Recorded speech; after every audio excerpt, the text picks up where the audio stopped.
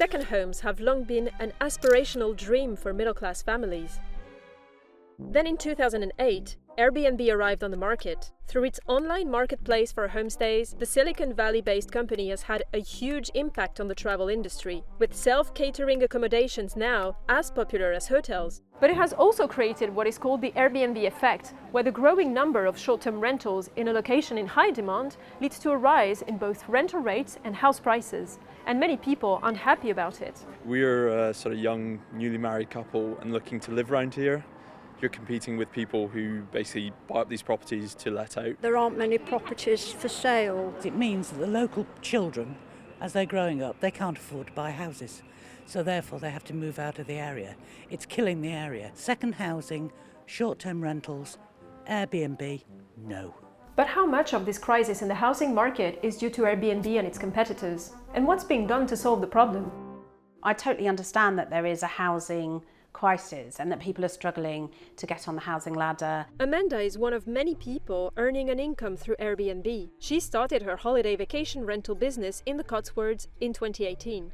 There's a difference between holiday homes and holiday rentals, because holiday rentals drive tourism. Holiday homes or second homes are quite different because people only go and stay there occasionally and the rest of the time they're empty, so they're not contributing to the community. The properties that I chose, I'm not taking homes away from families because they're not the kind of properties that families would be able to or want to live in long term. In a 2018 study, researchers said that Airbnb's presence in a market shrinks supply of long-term rentals, which results in price increases.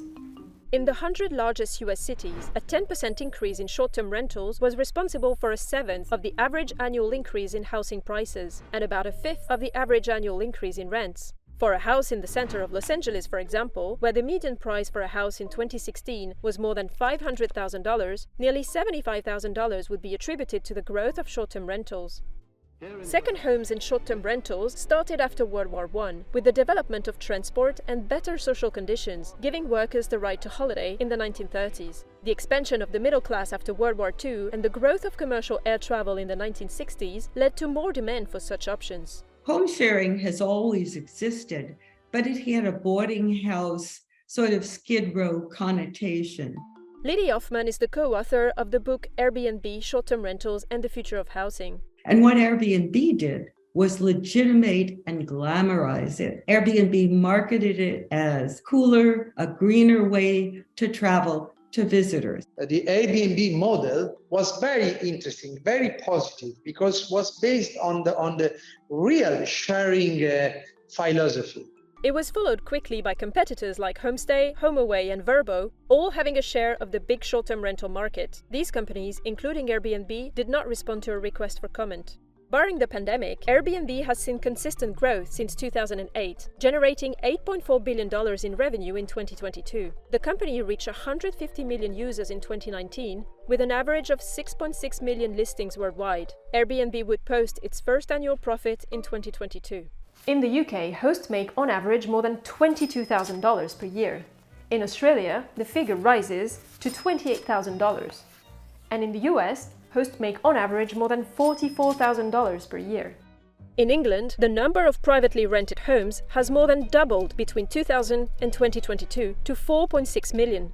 I had a property, it's a very small buy-to-let in London. I'd bought it in my 20s. I didn't have a pension. I had young children. I decided to use the equity from the business and very quickly grew that over the last 5 years to 5 holiday cottages. The first one was in Bourton-on-the-Water in the Cotswolds. I had always loved it. I'd gone there as a youngster. As 4 out of 5 of my properties I've had to refurbish, and I use local builders. And then we have local housekeepers. A lot of cafes and restaurants and pubs, they wouldn't be able to exist if there wasn't tourism coming into that area. Turning second homes into a fully fledged business is becoming increasingly popular. A 2015 study looking at Airbnb's effect on hotel sales growth in many US cities showed that multi-unit operators total nearly 40% of Airbnb's revenue. In the Italian city of Florence, property investors have hoarded apartments to such an extent that 1,000 rental properties are run by just 20 landlords. The city recorded 15 million overnight stays from tourists before the pandemic in 2019, or 20 times its population. In the big majority of apartment on rentals is practically a business. Dario Nardella is the mayor of Florence. We have more than 7,000 of apartments involved in this kind of system of shorter tourist rentals. And now it's very difficult for a young guy or a new family to find an affordable house to rent. They are the fastest growing segment of the market. They need an adequate supply of housing at all times. And to get more supply, if, for example, I'm a corporation and I own 20 apartments and I make a deal with Airbnb, I can property manage those 20 apartments and put them into the Airbnb market.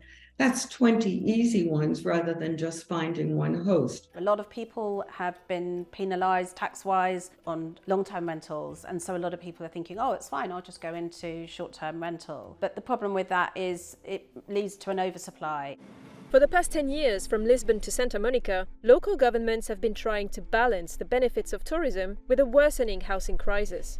New York City has been in a long battle with Airbnb. Hosts who need to be registered with the city can only accept 2 people at a time, and the latest restrictions announced in 2023 will force owners to prove they reside in the rented properties. In Paris, second homes need to first be registered before renting, then the city asks for compensation, where owners have to buy a commercial building of the same size before renovating it to be used for housing. And in Singapore, hosts are preventing from renting out all public housing, which is home to more than 80% of locals. Private properties, however, can be let out for a minimum of 3 consecutive months. We are introducing an urbanistic rule to forbid in the UNESCO area any kind of short tourist rentals, and 0 taxes for the house for 3 years. If you move from short tourist rentals contract to a residence contract. Enforcing the rules is difficult, costly, and frustrating because the cities do not have the exact data they need. But short-term rentals and Airbnb aren't solely responsible for the hike in house prices. Other factors include boom-bust cycles in the housing market, such as the subprime mortgage crisis of 2008, and the impact of climate change on properties. Together, these factors are predicted to impact 1.6 billion people by 2025, exacerbated by rural to urban migration and shortages in labor and materials. As a result, housing that is available is being priced out of many people's budgets. Between 2010 and 2022, property prices have increased considerably in most countries, especially in emerging markets such as Turkey and India. The housing problem has been made worse by wealth inequality. In recent years, average house prices have risen much faster than average incomes, making housing less affordable. In New York City, a buyer will need 10 times the average yearly salary to afford the cost of the average house. In Paris, almost 20 times, and in Shanghai, more than 50 times. These factors have led some to question the unintended consequences of second homes. Commercial hosts and investors are a direct response to incentivizing housing as an asset. And there's no way to say that Airbnb is a cause of the housing crisis, but we're talking about a contribution.